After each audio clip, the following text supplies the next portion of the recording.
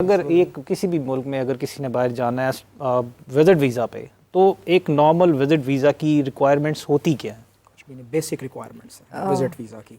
सबसे इम्पॉर्टेंट ये है कि देखें, आपकी कभी भी विज़िट वीज़ा इस तरह नहीं लगता कि आपका कोई वहाँ पे रिश्तेदार है, आपका कोई वहाँ पे दोस्त है, जो आपको एक बड़ी एक मिथ है हमारे माशरे में कि जी वहाँ से वो मुझे स्पॉन्सर भेज देगा तो मेरा वीज़ा लग जाएगा। आप सबसे पहले ये चीज़ अंडरस्टैंड करें कि किसी भी कंट्री में अगर आप विज़िट वीज़ा अप्लाई करते हैं, आपकी अपनी कंट्री में खुद की स्टैंडिंग क्या है। Do you have strong ties in your country? और एक चीज़ जो Stability और इसमें credibility सबसे और ज़्यादा repute। मेरे ख्याल में मैटर करती है कि जब आप किसी भी मुल्क के लिए विजिट वीज़ा अप्लाई करते हैं तो आपने उनको एक श्योरिटी देनी होती है बेसिकली कि आप वापस क्यों आए। एग्जैक्टली। Right। आपके पास अगर आप social उनको इस ties चीज़ क्या हैं? पर सेटिस्फाई कर देते हैं कि आप इसलिए वापस आएंगे, तो मेरा ख्याल है उनके कंसर्न्स वहाँ पर ख़त्म हो जाते हैं। देखिए आका, I would like to add in it कि आप जब किसी भी मुल्क के लिए, चाहे वो आपको बहुत मुश्किल लगता हो, किसी के 10 बार उस मुल्क का रिजेक्ट हुआ, ज़रूरी नहीं कि आपका भी रिजेक्ट हो।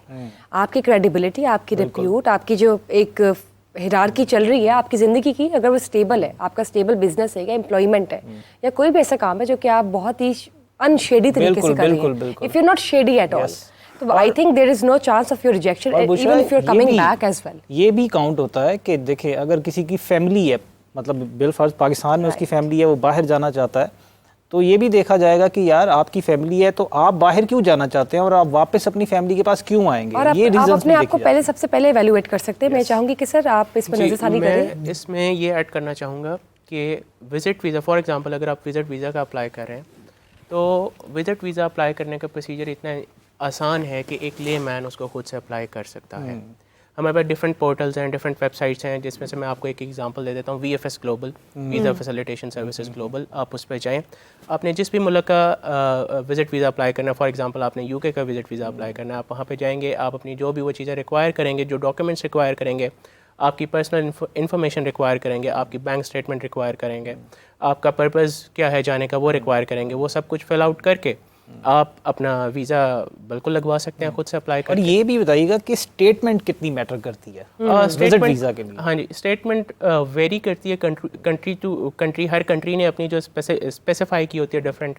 फॉर एग्जांपल हम बात कर लेते हैं UK की, तो वहाँ पे आपको विज़िट वीज़ा के लिए अगर आपने जाना है, 3 माह का विज़िट वीज़ा लगवाना है, तो आपके पास कम से कम 15 लाख रुपए की बैंक स्टेटमेंट होनी चाहिए, जो ज़रूरी है। उसकी कैलकुलेशन मतलब ये क्या कुछ ये भी कहा जाता है कि ये एक टाइम पीरियड के लिए पैसे आपके पास पड़े होने चाहिए या सिर्फ transaction count on end of आपकी ट्रांजैक्शन होनी चाहिए। और ये भी कंट्री टू कंट्री वेरी करता है। कुछ कंट्रीज कहते हैं कि आपके पास 3 माह की बैंक स्टेटमेंट होनी चाहिए, आपके पास 3 माह से वहाँ के लिए खर्चा हो, स्पेसिफिक अमाउंट आपके पास पड़ी हो। जी, आपके पास मतलब बेसिकली आपके बैंक में पड़े हुए पैसे, आपकी सर्टेन वेकेशन जो आप करने जा रहे हैं, वो वहाँ से उसको एवेल्युएट करते कि इतना खर्चा ये अपना उठा सकते हैं या नहीं। जब आप अप्लाई करते हैं तो वो आपसे पूछते हैं कि वहाँ पे आप जाएंगे आप कितना खर्चा करेंगे।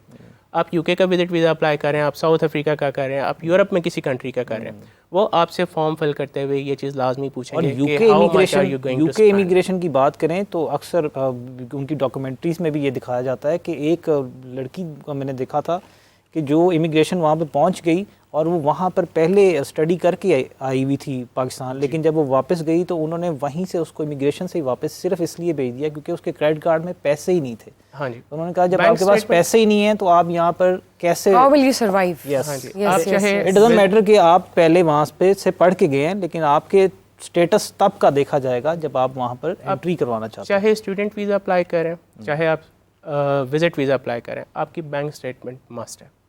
आपकी बैंक स्टेटमेंट होनी चाहिए।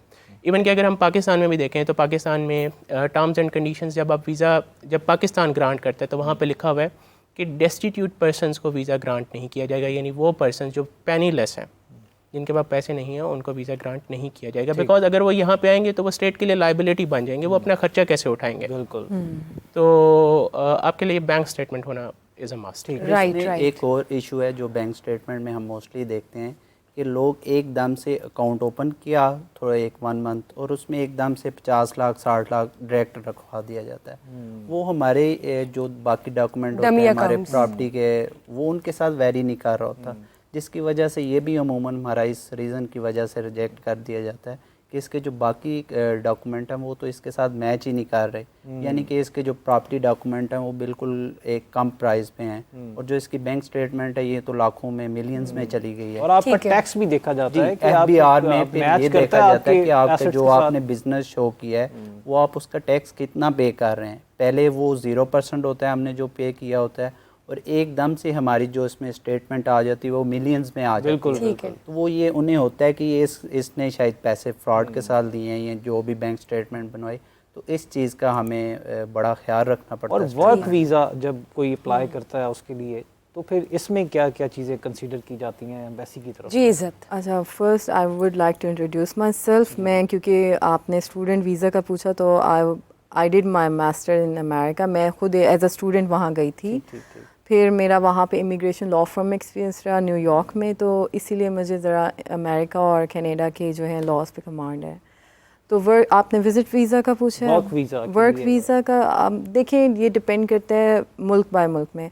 अब जिस तरह कनाडा है वहाँ पे आपको एक्सप्रेस एंट्री के थ्रू भी स्किल बेस पे भी आपको अलाउ है। अमेरिका है, अमेरिका ज़्यादा स्ट्रिक्ट है। अमेरिका या H1B की आपको अलाउ करता है कि आपके पास स्पॉन्सर होना चाहिए। अब उन्होंने स्टार्ट किए NIW-EB2 वीज़ाज़, फिर अगेन उनकी रिक्वायरमेंट बहुत ज़्यादा है।